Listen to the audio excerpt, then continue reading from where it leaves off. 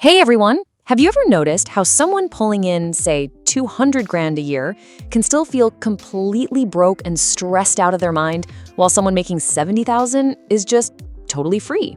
Welcome to today's explainer. We're gonna crack that exact code. We're looking at the 3 distinct income levels where your financial life actually changes, and why a bigger paycheck doesn't always equal peace. To really get this, let's ground this whole abstract concept in a deeply relatable reality. Let's meet our proxy character. We'll call her Kyla. Picture Kyla at the grocery store, quietly doing that running total in her head, right? And she's not doing this because she just loves color-coding budgets. She's doing it because she genuinely doesn't know if her card is going to go through at checkout. So she puts the name brand cereal back. She decides, you know what, I don't really even like avocados. But then, flash forward a few years, Kyla is in that exact same store, throwing whatever she wants into the cart without even flinching. No running total, no mini heart attack at checkout. And here's the crazy part. Nothing dramatic happened that specific week. Something just quietly shifted. Because here is the absolute secret about money. It doesn't get better gradually. It gets better in distinct, sudden jumps. And if you miss these jumps, well, a bigger paycheck just buys you a bigger version of the exact same fear. Okay, so let's introduce the real villain of our story. We'll call it the treadmill. Think of this as the recurring boss we all have to face across the 3 financial levels.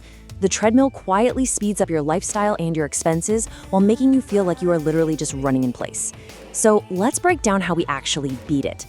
All right, level 1, escaping drowning. This is where Kyla is making $46,000 a year. At this level, the basic math of survival makes a simple $35 school field trip absolutely terrifying. She has to tell her kid, "We'll see," simply because that exact $35 needs to stay right there in her checking account, just in case the check engine light decides to come on.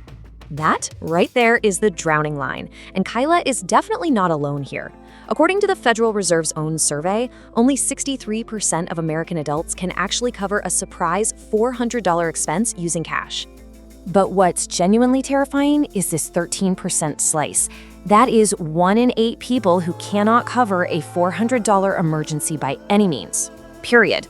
Not with cash, not by swiping a credit card, not even by borrowing from a buddy. So when the universe inevitably throws a dead car battery or an unexpected urgent care visit at them on a random Tuesday, it's a full-blown crisis. And this right here really puts it into perspective. The median savings account in this country holds somewhere around $8,000. That is the extremely thin, fragile wall standing between the average household and total financial chaos. So you see, level 1 was never about getting rich. It's entirely about just getting your head above water. Now, the reality is that the line between drowning and breathing heavily depends on your zip code. To hit the median income reality in Mississippi, you need about $59,000. But in Massachusetts, you're looking at nearly $114,000. Same exact country, same price for a sad airport sandwich, but a massive gap in whether you're just treading water. Passing this line simply means you finally get to exhale. That school field trip, it finally becomes an easy yes. So Kyla eventually claws her way up to $58,000, and that initial sinking fear is gone. But hey, before we pop the champagne, here is the warning literally nobody gives you. The treadmill heard she got a raise. Her lifestyle costs are actively adapting. The treadmill is speeding up. Which brings us to level 2, the decision tax. This is where you hit 6 figures, and that exhausting daily mental math finally evaporates. Kyla hits $118,000 a year. She's got a real career now. She finally stops holding a tiny mental referendum over every single grocery run or dental bill. The dishwasher breaks. It's just an annoying phone call now, not a 5-alarm fire. Now, you've probably heard that old rule that money can't buy happiness past $75,000. That actually came from a famous 2010 study by Kahneman at Deaton. But then a later researcher named Killingsworth found that happiness actually keeps rising with income. It was basically academia's favorite kind of bar fight. Ultimately, they teamed up and realized the magic happiness number didn't disappear. It literally just adjusted for inflation. Today, that number sits right around $110,000. Level 2 doesn't make you rich, but it definitely makes you unbothered. But here's the catch. Hitting that number today brings us face to face with what we'll call the unhinged middle-class ambush. Why does making 6 figures still feel so stretched? Well, because the baseline price of admission to a normal life has quietly doubled. Childcare? That averages over $13,000 a year per kid. Family health insurance is a whopping $27,000, with about $7,000 of that coming straight out of your own pocket. And just to afford a median home, you now need an income of $111,000. The squeeze here is undeniable. Check this out. In 2020, there were 39 major housing markets affordable to a median income household. Fast forward to 2026, and that projection drops to just 11 markets. Think about that. The map of affordable places for normal families shrank drastically. It lost 34 of its kins in the span of just a few short years. So you add in taxes, pulling your gross income down, and you quickly realize something absolutely crucial. When someone hits 120 grand and still feels stretched, they aren't necessarily bad with money. The treadmill is just at a full sprint. We're now entering a completely new financial universe that breaks a rule you have probably believed your entire life. Welcome to Level 3 Buying Time. At this top percentile of earners, we find the ultimate plot twist. True freedom? It isn't about your salary at all. It is entirely about assets. The difference between someone earning $250,000 and someone who is actually free isn't the size of their paycheck. It's whether their money makes money while they sleep. Let's walk through the actual math of financial independence. It's often called the Rule of 25. It goes like this. First, determine your annual spending. Second, multiply that number by 25. So if your life costs $80,000 a year, you need about $2 million invested. Third, you let those invested assets generate your paycheck. At that exact point, your money does the working, so you don't have to.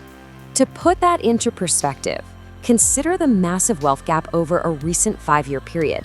The stock market climbed roughly 109%, while a typical home went up about 25%. If your money was just sitting around in a checking account, you lived in the 25% world, at best. But if it was invested, you got the 109% world. That is exactly what happens when your money gets a full-time job. So what does this level of money actually buy? It buys time. Being rich is just running the treadmill really fast for a high income. Being wealthy is having assets that buy back your own hours. Rich is simply a number on a W-2. Wealthy is having a Tuesday afternoon at 2 p.m. that literally nobody owns but you. You're working because you want to, not because the mortgage is due on Friday. All right, here we go. The final boss, lifestyle creep. I know exactly what you're thinking. Why do some high earners, people pulling in $500,000, still feel completely broke and stuck? Well, get this. A staggering 44% of people earning over $100,000 a year still live paycheck to paycheck. No way, right? But it's true. Lifestyle creep is the treadmill's ultimate, most cunning form.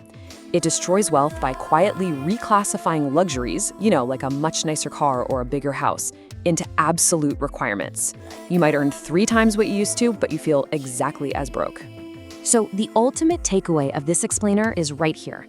Stop chasing a number and start chasing a fear. True financial happiness doesn't come from some giant net worth. It comes from ruthlessly guarding the gap between what you earn and what you spend. That gap, that's what buys you control.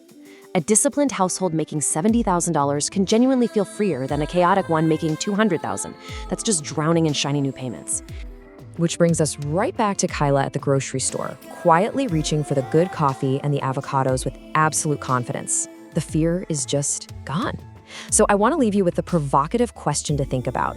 Which fear is running your life right now? Are you drowning, deciding, or depending on a paycheck? Figure out your boss, guard your gap, and eventually your money will buy back your afternoon. Thanks so much for joining me on this explainer. Now get out there and conquer your financial boss.